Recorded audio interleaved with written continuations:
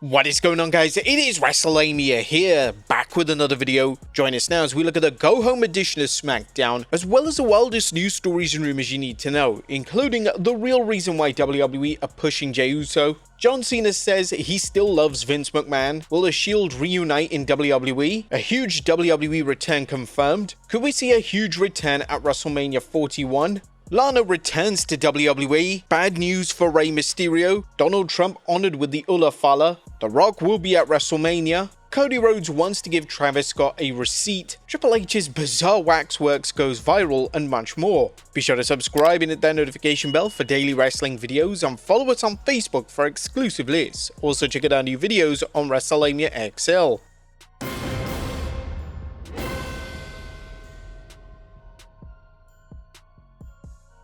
Now, as always, won't recap the show, but just look at the good, the bad, and the downright ugly. As always, we start off with the good, is number 1, Seth's sacrifice. As Seth Rollins would open up the go-home edition of SmackDown, and whilst his promo seemed calm and composed, it showed Rollins' true passion for the game, as he argued that CM Punk only came back to get a fat paycheck, and that he's a coward and a fraud, even referencing CM Punk's line in AEW, "Tell me when I'm telling lies." But even the OTC wasn't safe, as he mentioned that he didn't even pretend to care about any of the fans. But it was surprising to see him name drop Dean Ambrose whilst talking about the origins of the Shield. But was the crowd really getting to him when they were chanting Roman Reigns or Punk? No, not really. He stayed firm and told us about true sacrifice. As Seth would openly mention that his stepdad was dying of cancer and his knee was in terrible shape as he fought to be there at WrestleMania 40, making sure that Reigns would not retain the Undisputed Championship. This promo was passionate, yet you could see his vulnerable side very clearly. Number 2, they finally pushing him.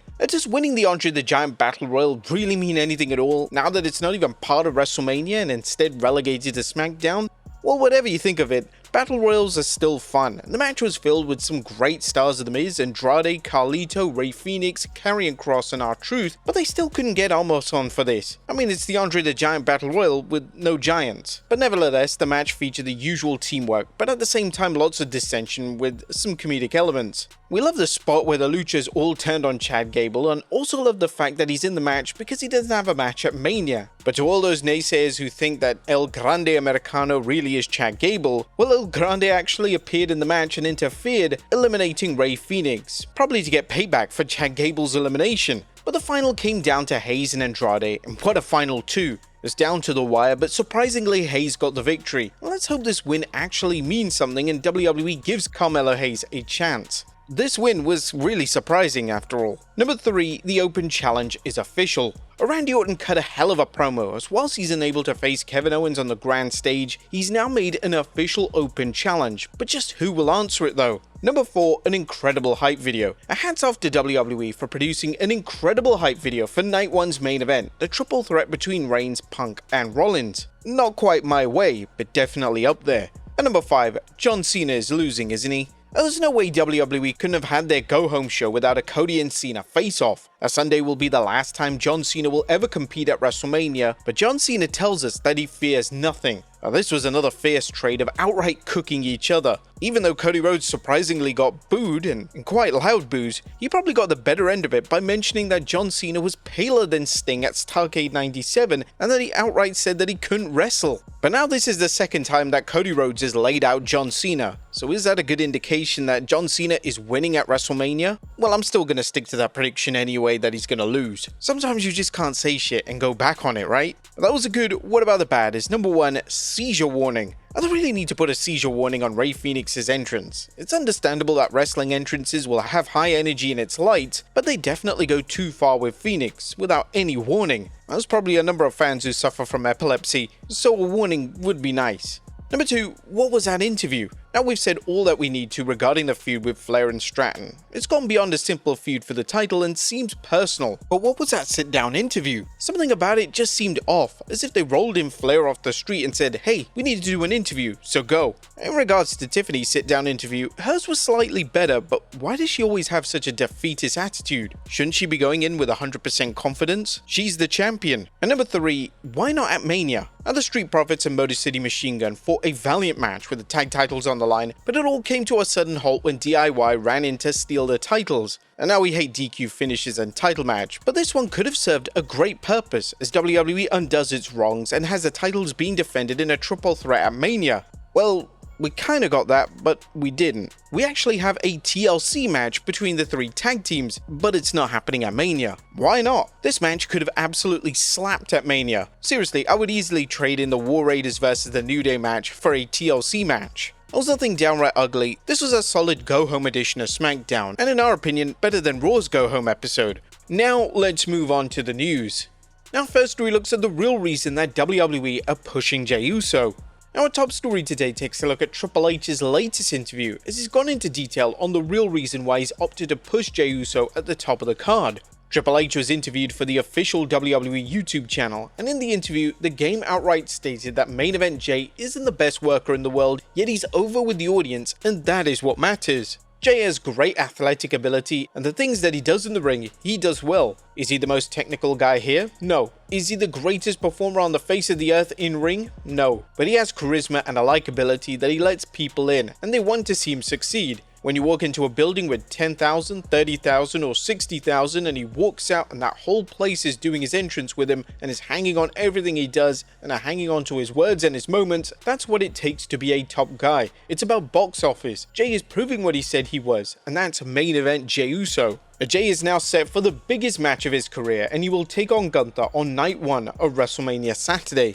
Do you guys think that he will do it and become World Heavyweight Champion? Next up, John Cena says he still loves Vince McMahon. It's well documented that John Cena and Vince McMahon have a close personal relationship, and now Cena has stated that he wants people to know that he loves McMahon.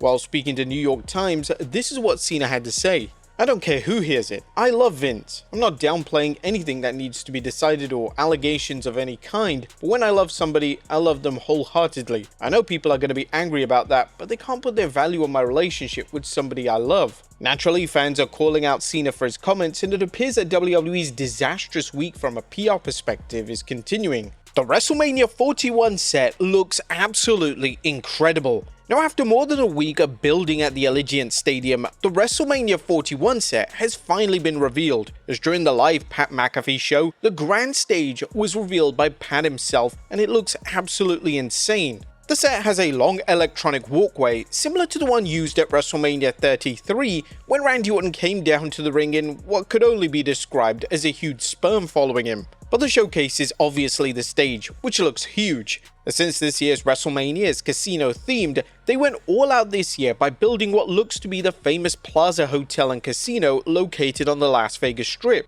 WWE nailed this one with the lights, the energy, the vibe. It just looks incredible. It also seems like the blueprint that was leaked online was 100% legit. Is this the best WrestleMania stage ever though? I would still say no. Whilst it looks phenomenal, it still can't beat WrestleMania 33's Universal theme set that even included a 1-to-1 scale freaking roller coaster. A WrestleMania 39 set also comes close, but what do you guys think? Is this the best set WWE has ever done for WrestleMania?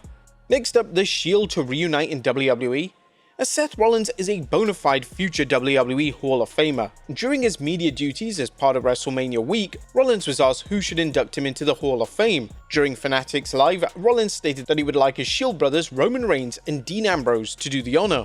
Are we sure I'm going to get into the Hall of Fame? My wife does come to mind. We have a professional connection, but our connection is very personal as well, so I don't know if we want to go there. Honestly, the first 2 names that come to mind, unfortunately, one of them I have to beat their ass at WrestleMania, that would be Roman Reigns. The other one doesn't work for this company anymore, and that's Jon Moxley. Those are the guys I'm most tied to in our industry. I don't know the answer. Hopefully that is a long way down the road, and we'll figure it out when we get there. It's nice to have multiple candidates in case one falls through. Seeing the Shield reunite for Rollins' Hall of Fame induction would be truly incredible. The Shield themselves as a trio no doubt are Hall of Fame stable, and it's likely that WWE will one day look to induct the group as a collective unit, but that's if Ambrose, aka Jon Moxley, even agrees to it. Next up, a huge WWE return confirmed. WWE have now confirmed that former US champion Rusev is returning to the company, and he won't be going by the name Miro, he will be going by the name Rusev. The news was confirmed by Biggie during a Fanatics Live, and this is what he had to say. Someone that's just been announced to return, you didn't see that? I reached out to him and he confirmed that the news is indeed true. I don't know when he'll be back, but there is Rusev, a blast from the past. And actually this is very topical because he had just announced that he is returning to the squared circle here in World Wrestling Entertainment. Next up, Lana signs with WWE. Now, whilst we have confirmation that Rusev has signed with WWE, there's now news on Lana's position, as a report from PW Insider states that Lana is under a WWE Legends deal. A PW Insider also confirmed that the couple are in Las Vegas, with speculation he could even return as early as WrestleMania, possibly even being Randy Orton's opponent. Next up, bad news for Rey Mysterio. Now, it could be bad news for Rey Mysterio, as it seems that after the 6-man tag match, Rey Mysterio landed wrong and a video surfaced of him being carried out by officials as it was clear he couldn't put any weight on his ankle. Now, we're wishing all the best for Rey Mysterio and hopefully he's okay for his match at WrestleMania tomorrow night. Next up, WrestleMania 41 could see a huge return. And Chelsea Green being left off the WrestleMania card has led to a lot of criticism directed towards WWE. With Green being the first ever women's US champion, fans expected her and the title to be showcased at WrestleMania 41, but evidently that isn't on the horizon. According to a new report from Fightful Select, there were numerous pitches thrown out for Green at WrestleMania 41. The pitches include an open challenge and even wrestling names such as Nikki Bella or Alexa Bliss. The report adds that both of these were ultimately rejected. Next up, a WWE star defends Roman Reigns. Roman Reigns has been the talk of the wrestling world over the past 48 hours. Now, an old report has surfaced from Survivor Series back in 2020. In 2020, it was widely reported that Reigns insisted that Nia Jax and Lana scrap their planned table spot as he wanted to deliver a table spot in his match with Drew McIntyre. Now, upon these reports resurfacing, Jax took to X to confirm that they are completely false and this never even happened. Next up, Donald Trump honored with the Fala. Roman Reigns recently commented on his support for US President Donald Trump, and on the same day, President Trump was presented with the Fala in the Oval Office. Assistant to the President and White House Director of Communications Stephen Chung posted a video on social media. With Trump being honored with the Fala, things could lead to a triple threat at WrestleMania 42 between Reigns, The Rock, and Trump for tribal supremacy. Next up, The Rock will be at WrestleMania, and we're just a day away from WWE opening Night 1 of WrestleMania, and we still have no official confirmation on whether The Rock will appear in John Cena's corner. However, it seems that The Rock will be involved in some way. As WrestleVotes reported, a source close to WrestleVotes indicates that The Rock likely will be involved in some fashion this weekend in Las Vegas. Nothing else has been revealed, while many on the inside aren't clued in either way. We did reach out to a source who's familiar with plans who simply said they could not speak on the situation, so we're hearing that it's likely you see The Rock, however nobody has been able to confirm that to us.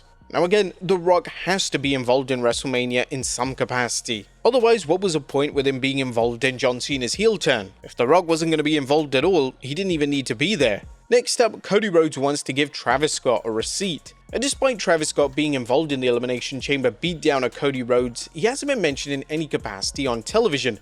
However, it looks like Scott will be at WrestleMania 41, and according to new reports, Rhodes has stated during an appearance on The First Take that Scott has a receipt coming to him. And Travis Scott, for as talented as he is, and he's an incredibly talented guy, I even brought his kicks. I got a pair for Liberty as well. Travis Scott, kinda sucks. He kinda sucks. Triple H announced he's coming to WrestleMania. I'll be looking for what we call in the wrestling business a little bit of a receipt, payback. It was reported that Scott was incredibly stiff with Rhodes at the event, and it was later reported that this was a mandate issued by The Rock himself. Nevertheless, Scott taking a crossroads would be a surefire way to create a memorable WrestleMania moment. Next up, a WWE star addresses his WrestleMania snub. WWE's call to leave the WWE tag titles off Mania has led to a lot of backlash online.